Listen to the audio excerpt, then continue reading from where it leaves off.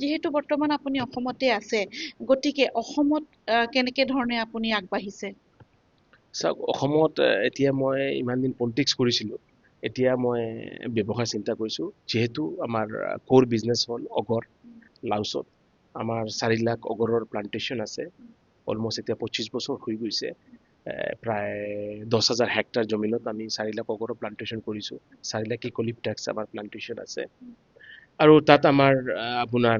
HSMM ফ্ৰেগনেন্স বুলি আমাৰ নিজৰ ব্ৰেণ্ড আছে আমি পাৰফিউম বনাই আছোঁ তাতে আমাৰ নিজৰ আউটলেট আছে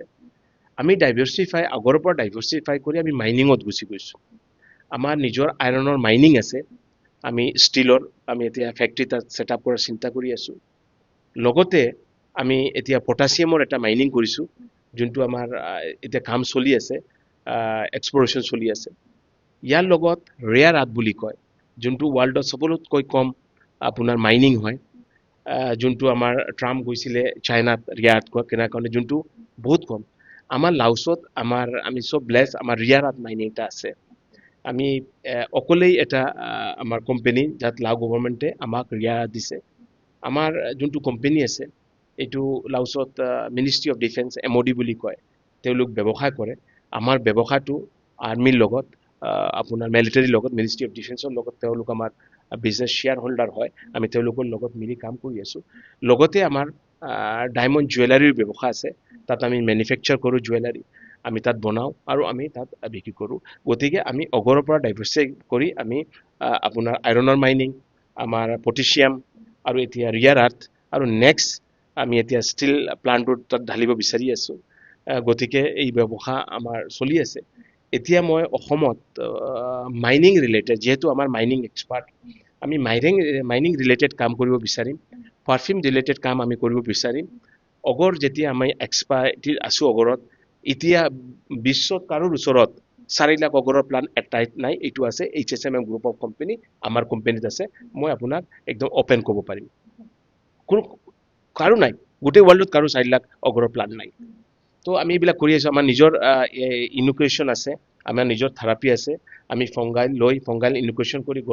গছত থেৰাপি কৰোঁ আমাৰ নিজৰ বস্তু আছে বাট আমি এতিয়া আজি 20 বছৰৰ পৰা এইবিলাক আমি কৰি আহিছোঁ চ' গতিকে এইটো আমাৰ কোৰ বিজনেছ তাৰ পৰা ডাইভাৰ্চিফাই আমি কৰিছোঁ গতিকে এই ধৰণৰ ব্যৱসায় মই ইণ্ডিয়াত ষ্টাৰ্ট কৰিব বিচাৰি আছোঁ চাওঁ ঈশ্বৰৰ কি কৃপা আকেৰা আপুনি যিহেতু মাইনিঙৰ কথা কৈছে কিন্তু এতিয়া যেতিয়া উজনি অসমত যি বানপানী আহিলে সেই মাইনিঙৰ ফলত উজনি অসমত বানপানী হোৱা বুলি বহুতে কৈ আছে গতিকে অসমেই হওক বা নাগালেণ্ড বা আমাৰ য'ত মাইনিং হয় অৰুণাচল এই মাইনিং কৰাৰ ফলত ৰাইজে সেই দুৰ্ভোগখিনি ভুগিবলগীয়া হৈছে বুলি আপুনি নিজে ভাবে নেকি কথাটো চাওক গোটেই ৱৰ্ল্ডে মাইনিং কৰি আছে আৰু আপুনি চাওক আজি যদি আপুনি ষ্টিল মাইনিং বন্ধ কৰি দিয়ে গোটেই ৱৰ্ল্ডটো কেনেকৈ চলিব আজি যদি আপুনি আপুনি ৰিয়াত বন্ধ কৰি দিয়ে এই চিপছ যে জাগিৰোডত বনিছে চিপছটো কেনেকৈ হ'ব আজি যদি আপুনি কল মাইনিং কৰি দিয়ে এই ট্ৰেইন বা বিভিন্ন ধৰণৰ কলটো কেনেকৈ চলিব